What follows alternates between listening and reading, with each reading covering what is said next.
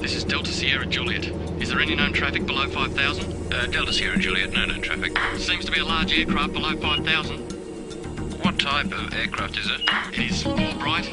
Seems to me like landing lights. The aircraft has just passed over me at least 1,000 feet above. It seems to me that he's playing some sort of game. He's flying over me 2-3 times at speeds I could not identify. As it's flying past, it's a long shape.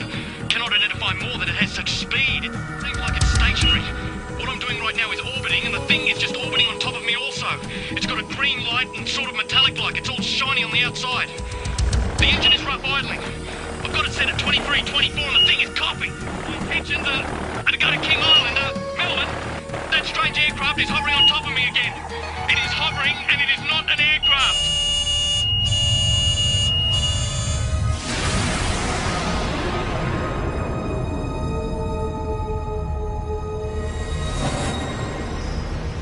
What you've just heard was a recreation of the final words spoken by pilot Fred Valentich before his plane disappeared over Bass Strait. Even though it's been 19 years since Fred disappeared, the mystery surrounding what happened to him still hasn't faded.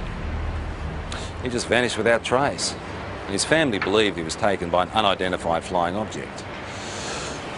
Recent years has been an explosion of UFO sightings in Australia. Whenever you mention the topic, people seem to have their own theories and opinions, or even their own stories. It was orange like a sunset, and it was just spanning across the road. I can't move, man. Moving forward in time through the experience.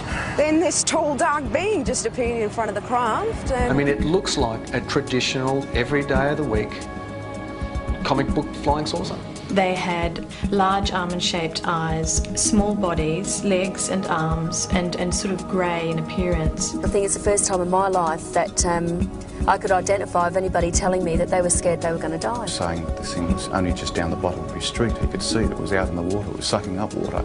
Yeah, I believe it's a UFO. There are between 400 and 500 reports a month of UFOs in this country. Now, obviously, a lot of them can be explained, but about 10% prove to be true mysteries. Tonight you'll hear from people who've had these experiences. They're just normal Australians who can't explain what they saw.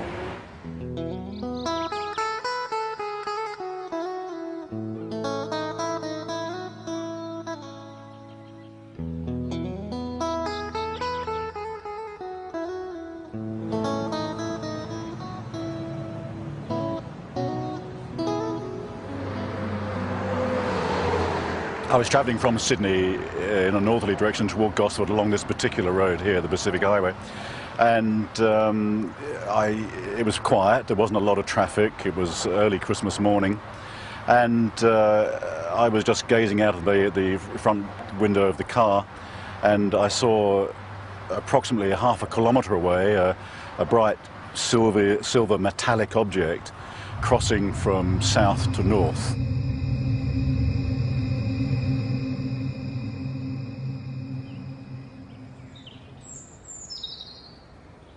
I stood here not believing my eyes, because where I sit I can see the open water, and I just couldn't believe that this thing could appear on the water. It was some kind of craft, but it was completely surrounded in lights underneath and all around, and it just looked like a carousel. It wasn't anything flat. Around holiday time, the local police know they'll be busy. But on this New Year's Eve, the calls weren't what they expected. All people that I spoke to had exactly the same thing to say. There was no variance whatsoever in the object that was sighted. It was a huge chrome, very shiny object in the shape of a ball. At the bottom of the ball was a number of huge white lights. This object looked like it was sucking up water.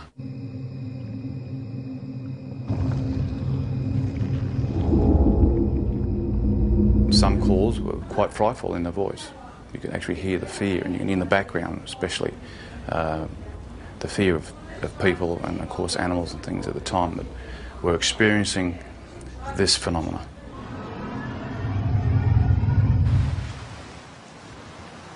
We're looking out above this headland here, and we're watching a bright light move in a strange fashion that you'll never see, or we never saw anyway. It was moving quickly and move, for instance, in a zigzag fashion.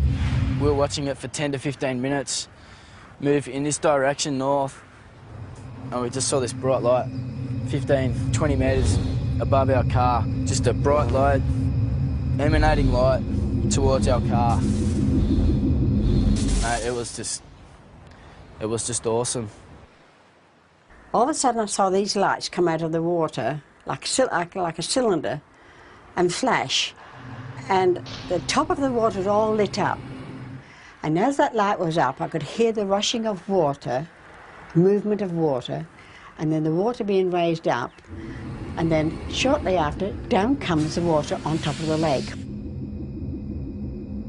I noticed this rather bright light that seemed to be on the right-hand side of the car, and it seemed to be following us for quite a while.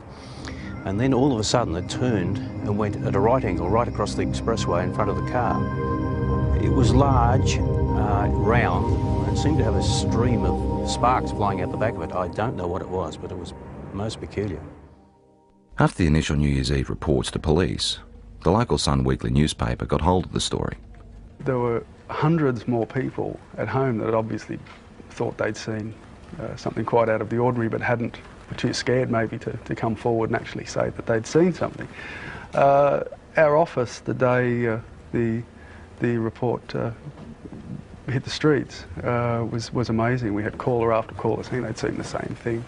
A lot of the witnesses were retired academics, some were policemen, nurses, school teachers, Sunday school teachers, lawyers, business people, some of the leading business people in the area. They were all people that had everything to lose and nothing to gain by even coming forward and making a report. All the people who actually saw it hovering over the water described these 4 or 5 shafts of bright white light coming down to the water and literally penetrating the water rather than reflecting off it. We also had descriptions of the water seething underneath it. Some people said it frothed, some people said it foamed, some people said it was steaming up. Overall, I'd imagine there'd be probably 3 dozen telephone calls on the night. Oh, please, Sergeant Wenning. In particular, Sergeant Wenning remembers one very distressed caller. He told me he had been woken up from a deep sleep with thunderous noise and bright lights, dogs barking. His children had come into his bedroom screaming. He was saying that this thing was only just down the bottom of his street. He could see it. It was out in the water. It was sucking up water. The sound was like a million hummingbees. He didn't know what was going on. We investigated officially with the local aircraft, aerodromes, with the Air Force, with air traffic control, and again could come up with no explanation. While everyone can describe what they saw, no one seems to have the answer to exactly what it was or where it came from. There was moving in waves in the sky which could only be described as a UFO. When you see something like this, there's a sure knowledge that you're looking at something that is beyond your experience. I'm not young, and people might think, oh, you're a bit strange, seeing things and had imagination. No, I've got imagination, but not like that. Not when I see something that I see. I know I saw it. At first I thought, well, maybe it's some type of meteorite, but it was too large, it was travelling too slow, and turned a right angle, which I know meteorites aren't inclined to do. I was just bewildered at how something could appear and disappear in the thin air practically. Well, I honestly don't know what they saw. We've gone right through all the realm of possible explanations, which leaves it as what a UFO truly is, a flying object which we cannot identify by conventional means. There's a saying that seeing is believing, and it certainly applies to UFOs. The most intriguing personal accounts come from people with no real interest or belief, until it happens to them.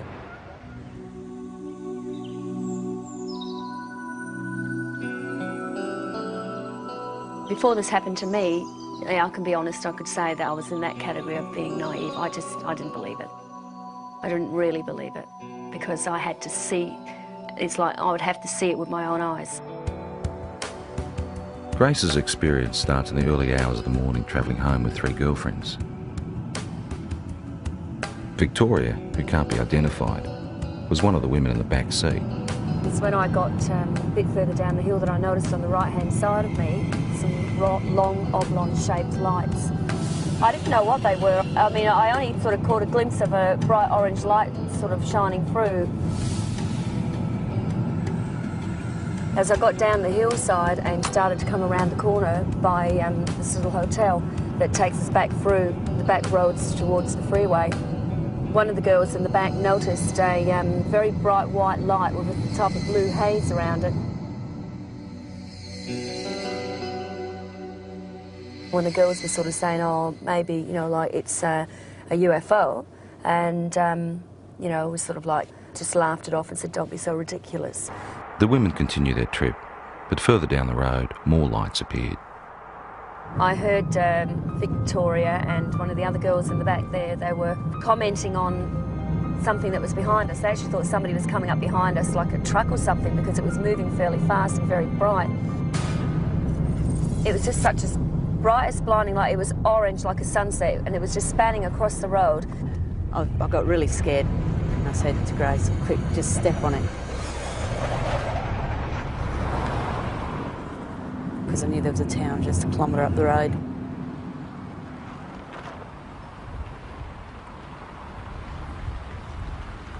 As we got closer into the middle of this car parking area and looked up, we could see this ship. Well, that's what you'd have to call it, because it was, you know, definitely not an aeroplane, and it was something from definitely not this world, that's for sure. It sort of moved across from this direction straight over the top of us.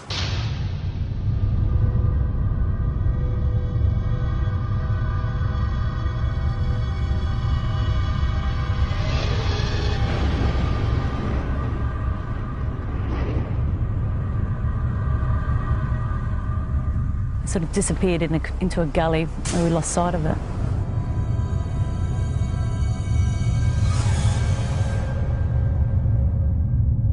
We were scared for our safety. I mean, I've got to be honest, I think it's the first time in my life that I could identify of anybody telling me that they were scared they were going to die.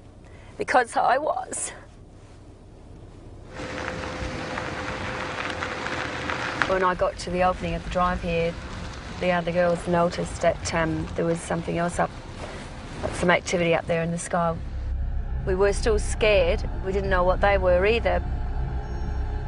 They seemed to be moving in a direction that this other craft had gone over and gone down. So the first thing you think of, just pull someone's driveway. And as I pulled in, the light was so blinding, it actually was hurting our eyes to look at it. Then I noticed a figure coming. It wasn't a human, it definitely was no human, that's for sure. I felt threatened by it. I felt really, really threatened by it. That was the closest thing I've ever experienced, the thought of actually, you know, coming close to death, I suppose, which sounds pretty silly, but the fear I had was like that, like I wasn't going to see my family again. And the weird thing is that it's not the normal thing to talk about and for people to accept. But, you know, it's been 3 years now, and I still feel very distressed by it. In the weeks, I felt a lot of doubt with what happened to Grace. I didn't believe it, truly believed it, because I hadn't experienced anything like that myself. So I didn't show it either. I mean, I didn't show that I didn't believe it, because I think it was important that I looked like I was supporting her, so that otherwise, you know, she might go sort of, you know, off the rails if she didn't feel she had some support from her husband. But 2 weeks later, those doubts disappeared. What's work? Late one night, they were both woken by their distressed 15-year-old son. He was dead set that he had presence in his room.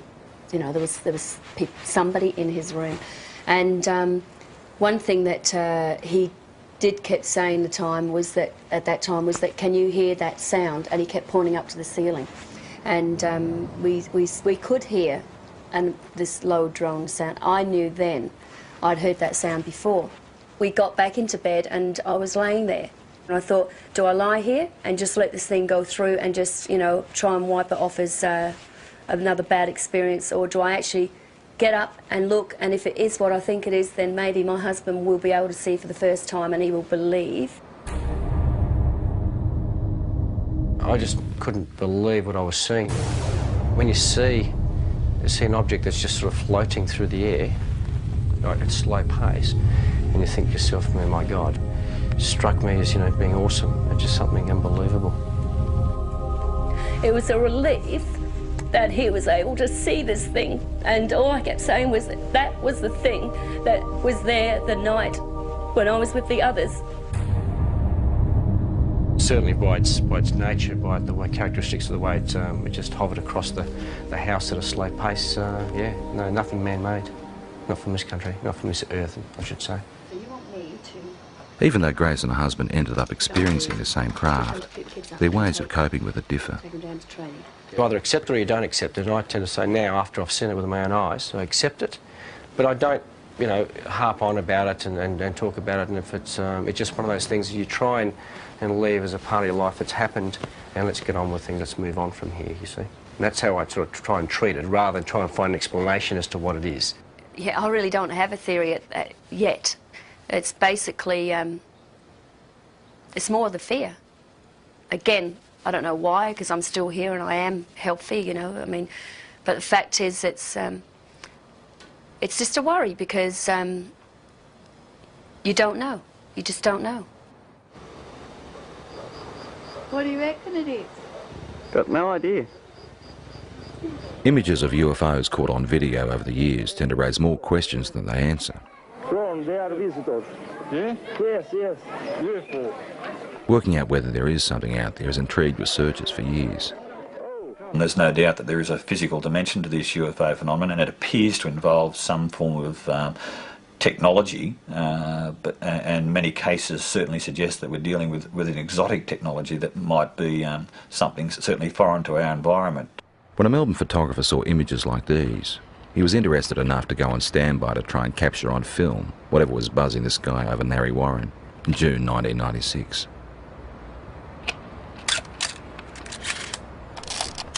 I got the phone call and I was told that the lights were spinning across the tree line over the homes.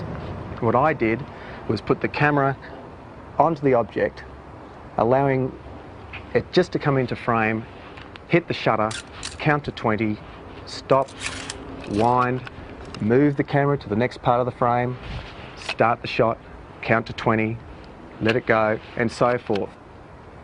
The first night, the result of the photographs showed just light trails of this object going across over the tree line. The second night, with higher speed film and higher magnification lens, is where we actually captured the shot of the disc. This thing was, the only way to explain it was moving across the air like ice on a hot plate, very, very smooth. Later in the program, Doug's photos will be studied by an independent expert. Well, it was flying, it's unidentified, and it was definitely an object. What it will be, and I hope with the analysis will prove me right. But yeah, I believe it's a UFO. In the UFO community, the term hypnotherapy is like a buzzword. It's the thing to try if you feel you have secrets of the past to unlock. While mainstream medicine doesn't necessarily recognise it, people who've had UFO encounters believe it helps.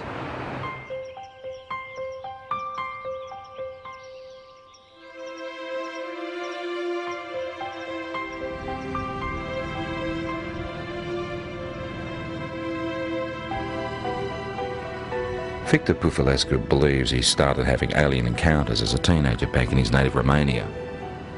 He's turned to hypnotherapy to try and find out exactly what happened. It's like being a good soldier. You just obey orders. This is actually probably the best description of hypnosis process. Loosened limb, deeper sleep. Loosened limb, heavier and heavier. Not a worry, not a care. Deeper, deeper, and deeper. Hypnotherapy is a way of allowing us to get into the subconscious mind. The intellectual mind tends to want to control and criticise everything. It's the censor of stuff it doesn't even know about that was in there before we were 3 years old. So by sort of relaxing and sliding across the conscious mind, if you like, we can sort of delve into the unconscious, or to allow what's in the unconscious to find its way out. Oh, I can't move, Frank. Uh-huh. The pressure is increasing. I can't move. The chest, my arms, my legs. There's a thing about hypnotherapy that very often the subject will want to please the hypnotist. So you have to look at that. But the thing is that you can see that when a person is reliving an experience, that it's pretty easy to see whether that's faked or not. Moving forward in time. My legs. Moving forward My in feet. time. Moving forward in time through the experience. The pain is inside of my elbow. Thanks. Who are you saying thanks to? Them. Can you ask them what they're doing? No. It's a test. That's a test. I just know it's a test. They keep me telling be calm. They're telling you to be calm. Yeah. Very often the people are quite disturbed about dreams they're having or things they've imagined happen to them. And they often come out of this saying, I'm pleased I'm not crazy, or I'm not mad, or I'm not imagining this. It does give you some answers, but also creates thousands more. And this is probably the trickiest part. I'm never happy with the answer which I'm getting, and I want more and more and more.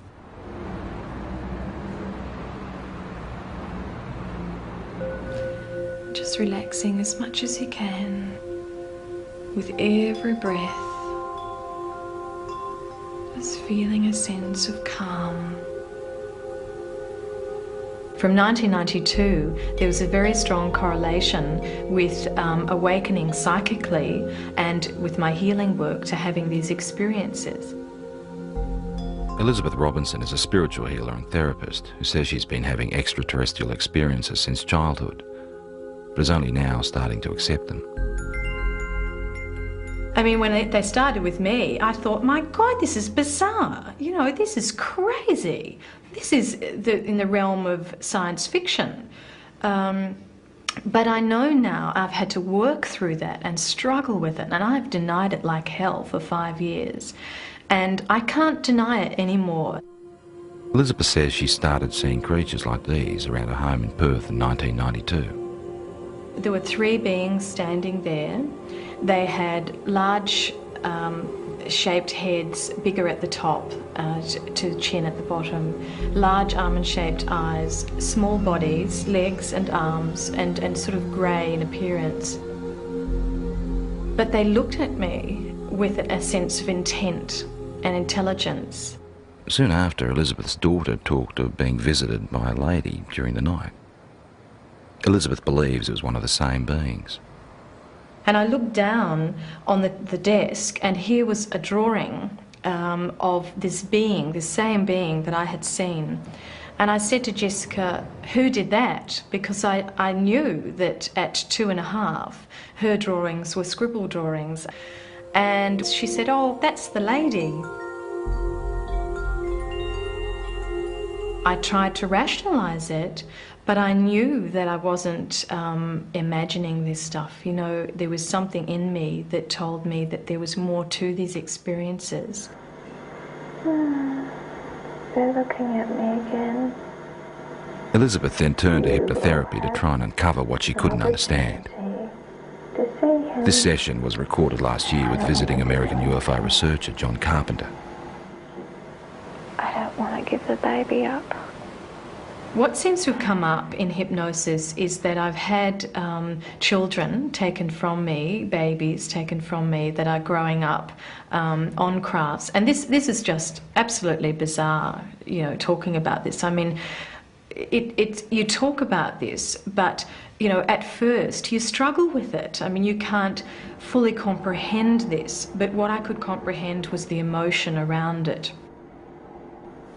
I know what they're doing. They say it's time. They tell me with their mind. The emotions are so real, they're raw, they're, you know, the grief is there, the terror is something like I've never felt before. They're just doing what they're doing. What are they doing? They're getting the equipment ready. Part of the reason why they're involved here on Earth is to help us awaken, but there seems to be some sort of reciprocal type of arrangement whereby, you know, they're coming to Earth and they're creating a new race of beings, or creating some sort of hybrid race of beings. I used to think, okay, I'm dreaming, until I used to be able to get up, go to the bathroom, make a cup of tea, come back, sit down, they'd still be waiting for me. And I think, oh. Elizabeth and colleague Mary Rodwell now run a support group in Perth for people who've had alien experiences. And this is what I mean, my business is emotional trauma. That's why I'm here. And I won't deal with fantasy. I can't deal with fantasy. So it's about emotional trauma. These people are stressed quite desperately with fear and anxiety about a lot of things that they only have a vague idea often about, but often is because they've remembered being taken. I went 3 months with barely any sleep. If you remember, I told you about 11 or 12 weeks, barely any sleep. Most of them just want to live an ordinary life. They don't want this to happen. So for them to have the chance to at least talk about it and release all the anxiety and fear around that as much as they can around talking about it, it seems that through that there is real healing. For me, I became very frightened that I would be labelled crazy or, you know, hallucinate, whatever it was, and that I couldn't have somebody to relate this experience to that would honour my experience. Have either Elizabeth has always kept journals about her experiences, which she is now using to write a book.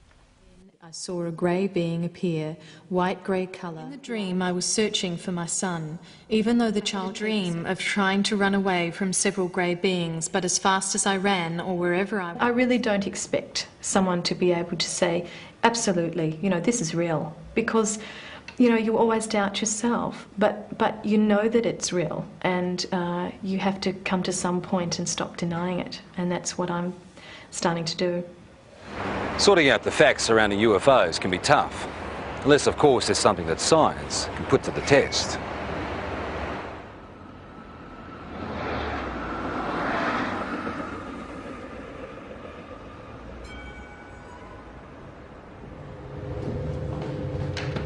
Earlier in the program we saw photographs taken by Doug Page. The time exposures show what Doug believes is a UFO hovering near his home in 1996. Now, has this been observed by other people as well? Practically all of Narre Warren. Okay, so that was seen, but not as a streak, because No. this is a time exposure.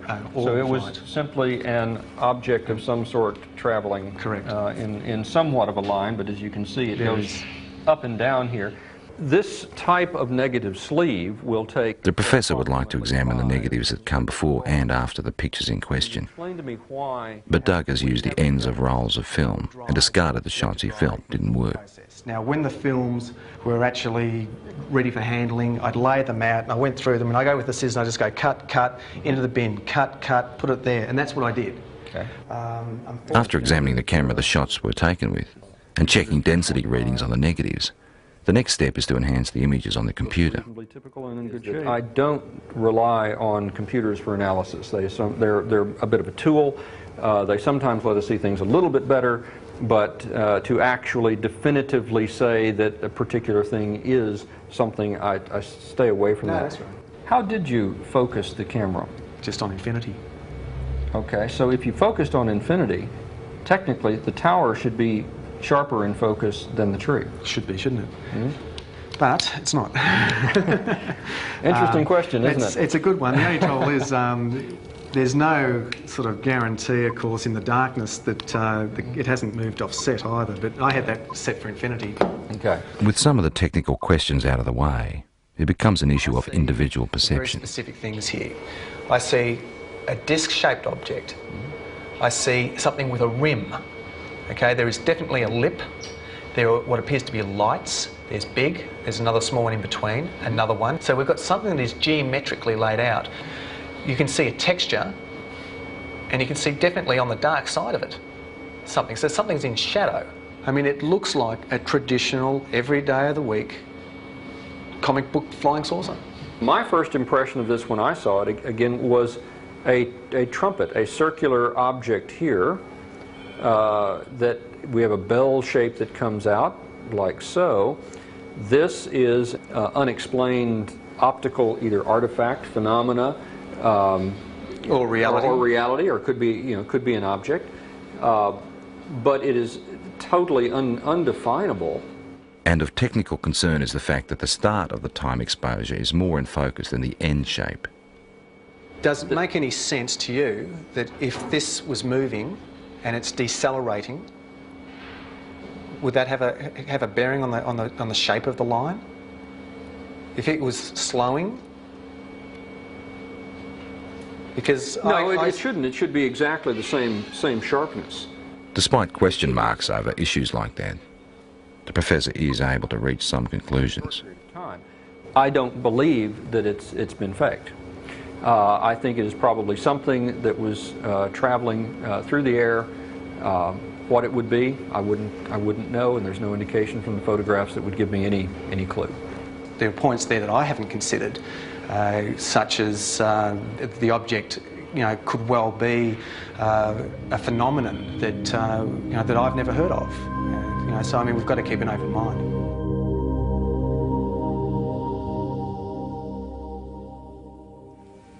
I don't know, maybe between 6 and 8, I would assume. Okay.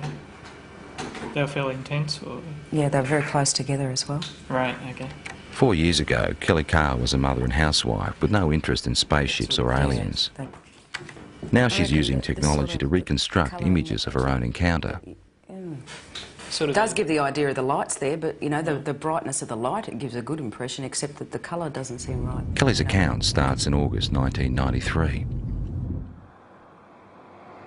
My husband and I were driving up to my girlfriend's place in Monbulk, which is in the Dandenong Mountains. We were driving on Belgrave-Hallam Road, and it was just on dusk. I saw what I thought was round orange lights in the field. It looked unusual to me. Later that night, retracing their route home, Kelly noticed something else unusual. It's about a kilometre or so in front of us, about twice the height of the treetops. We could see this object, which at first I thought was a blimp. It had the shape of a blimp, but it was light. As we got closer to it, the light seemed to sort of separate, and it was actually these a row of round lights, and they were orange. It appeared like there was silhouettes standing in these round orange circles, like people, but you could only see the black outline. Well, I just said to my husband, look, there's people in there. And the minute I said that, it shot off to the left of us. Within 1 or 2 seconds, it was gone completely. About a kilometre or two further down the road, as we kept driving, I came across at least what I thought was a screen or a wall of light across the road. And my heart started racing and the adrenaline was sort of pumping through my body, and I'm thinking, we've just seen this back down there, we're in for, a close encounter. Then the next instant, nothing. We seem to have actually covered a fair distance that I don't even remember covering. It might have been possibly close to a kilometre that I don't remember actually travelling. There was no light. There was nothing blocking the road. Kelly says it wasn't until weeks later she remembered actually getting out of the car that night.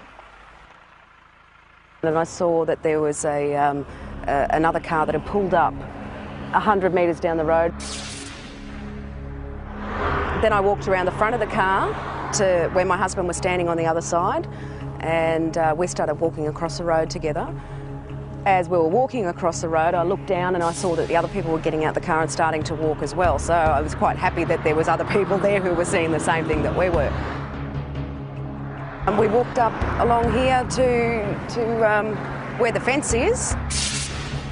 Right out in front of us is this huge craft. I was totally awestruck, it was science fiction coming to life. There wasn't any fear then, it was just all total awe. We stood here, I guess side by side, my husband and I, for about 30 to 45 seconds. Then this tall, dark being just appeared in front of the craft, and he was followed by about another 7 or 8 that appeared straight behind him. I felt this energy go through me. It's like nothing I've ever experienced before in my life. It was like some sort of low-level frequency that came in waves, but it was so dense that I could actually physically feel it going through my body. And that feeling absolutely terrified me. It was like, I can't even explain the horror that I felt just feeling this. And I began screaming.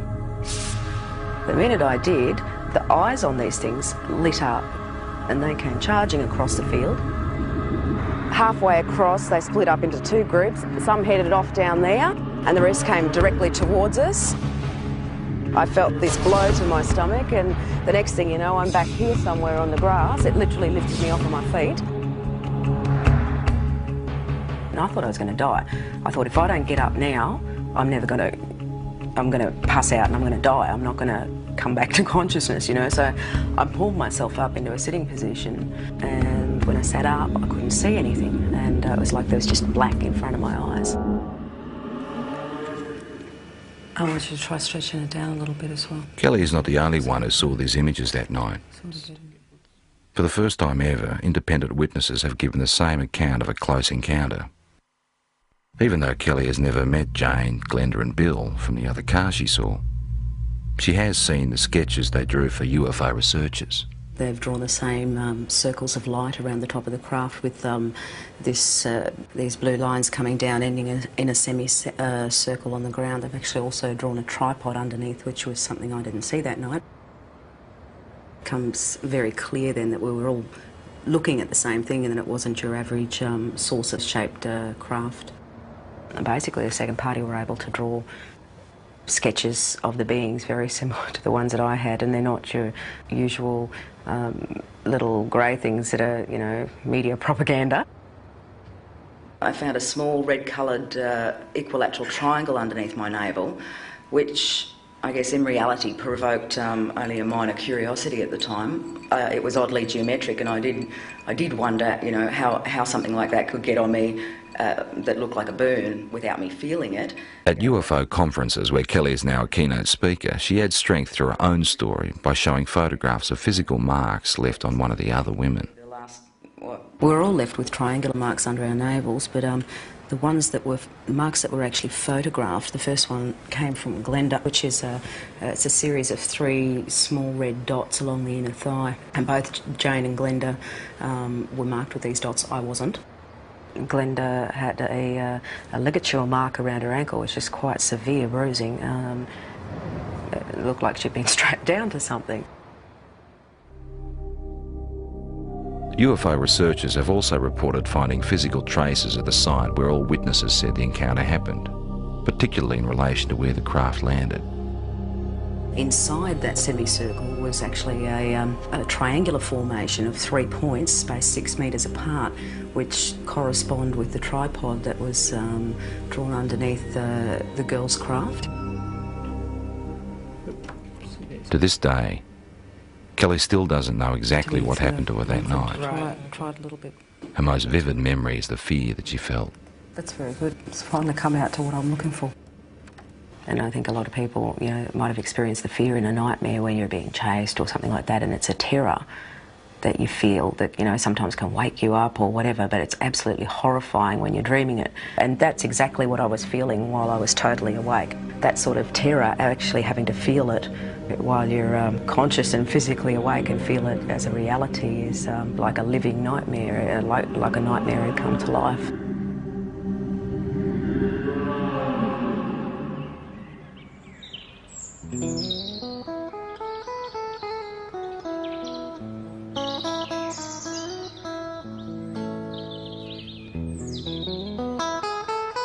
We've moved out onto 138 acres. We don't have electricity. We use all our own fuel, like for both our fires.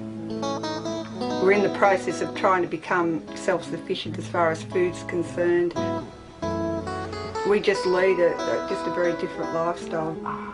put the thing all over. Denise Borrett says it's her encounters with strange beings that have helped her make the decision to live this way. There's one of our missing. I believe at the moment that they're giving us quite a dire warning about what's happening to the planet and what's going to happen to us unless we actually wake up to what we're actually doing. They seem to open parts of your mind that aren't open before, and or they help you to do that. I don't know, but all I know is that I'm a very changed person since I've had my experience. Well, lifestyle changes you'd think shouldn't happen to people if these things aren't physically occurring.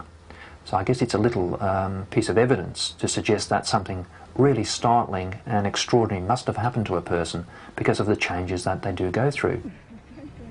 Denise says her visitors have the ability to render her husband unconscious, so he never actually experiences the aliens, but he does have physical scars.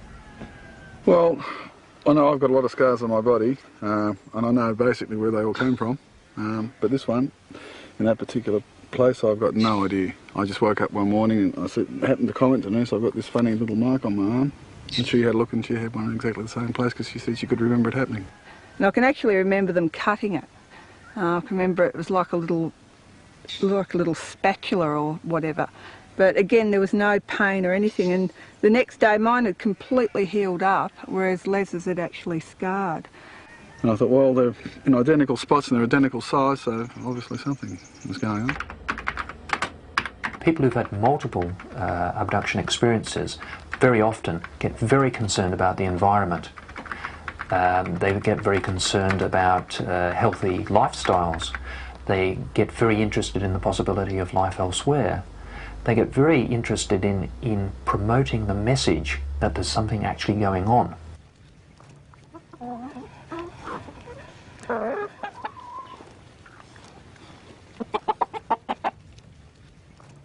If things do go haywire on the planet, like I believe they will, that we at least will be able to feed ourselves and not have to rely on man-made energy to keep ourselves going.